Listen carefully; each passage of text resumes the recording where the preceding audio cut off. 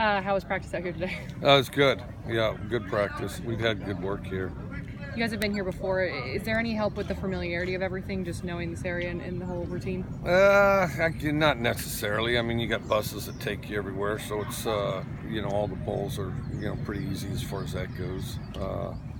And we worked out at the other facility last year, so. What's jumped out at you as you've kind of continued to look at Michigan State? Just the same stuff. They're basic, fundamental, and physical. Big and physical. Is there anything in particular, a distinction between the defenses you normally see and those in the Big Ten? They play more zone than some of them that we've seen, I guess. But other than that, I mean, throughout the course of the year, we've seen what they, defenses like them. So. They have a linebacker, I think it's Joe Bacci. He's kind of one of their studs on defense. What have you seen from him? Just real physical, great against the run. Just a strong physical guy. Plays real hard too. What do you look for from your team kind of in these week of bowl practices? It's obviously kind of a laid-back setting.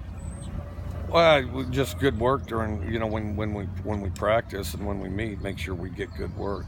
Just concentrate on getting good work. You guys are going back on the naval base. What stuck out to you about that experience last year, and what are you looking forward to this summer around? It's just amazing. I mean, aircraft carriers are amazing anyway, and so just the technology on that ship and the dedication of the people that are on them. It's just really impressive.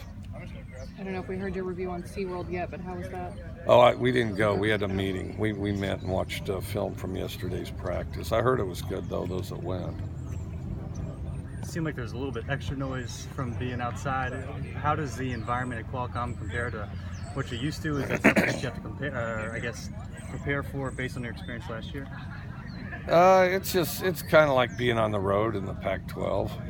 I mean, it's a nice field and all that stuff, and there's been a lot of great games there, so you kind of think about that. But the biggest thing, it's just a nice stadium, and then of course the fans vary. I mean, there'll be a lot of Cougs here for sure, but some just come to watch a good football game, and it's a big event in San Diego this time of year.